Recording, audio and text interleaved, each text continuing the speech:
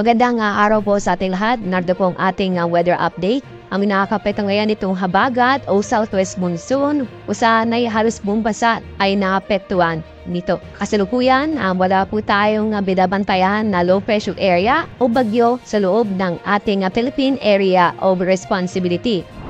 At sa ating magiging lagay na panahon bukas, dahil sa habagat o southwest monsoon, makakaranas ng maulap na kalangitan na may mga kalat-kalat na pagbulan at thunderstorm sa Mimaropa at doon din po sa Western Visayas. Paalala sa mga kababayan po natin, sa mga nabanggit kong lugar, mag-ingat po tayo at maging alerto. Dahil sa mga pagbulan nito, na posibleng magdulot ng pagbaha o pagbuho ng lupa. Yung pong nalabing bahagi po ng Luzon, kasama po ang Metro Manila, nalabing bahagi po ng Visayas, at ang buong Mindanao ay makakaranas ng generally fair weather ho tayo. Kung saan ay bahagyang maulap hanggang sa maulap na kalangitan. Maliban lang po sa mga isolated na pagulan o mga biglaang buhos na ulan dahil sa thunderstorm.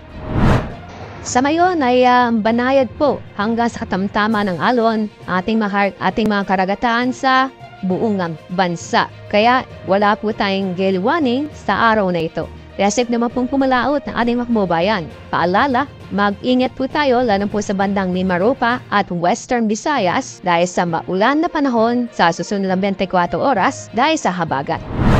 Pagdating po sa ating 3-day weather outlook, may epekto pa rin po ang habagat o southwest monsoon sa ating bansa, lalo na po sa Luzon at sa Visayas. Mga mag-epekto ang habagat sa mga lugar po nito, maganda ang ating panahon o generally fair weather ho tayo kung saan makakaranas ng bahagyang maulap hanggang sa maulap ang kalangitan. Pero asahan pa rin natin ang mga biglaang buhos na ulan dahil sa thunderstorm. Sa mga kababayan po natin sa Iloilo City ay magpapatuloy po ng kalat-kalat na pagbulan at thunderstorm. Kaya maging alerto at mag-ingat pa rin tayo sa mga posibleng pagbaha o pagbuho na lupa. Samantala, ang Metro Cebu o sa Metro Cebu at sa Tacloban City, fair weather ho tayo kung saan makakaranas pa rin ng bahagyang maulap hanggang sa maulap ang paborin, maliban lang po sa mga biglaang buhos na ulan.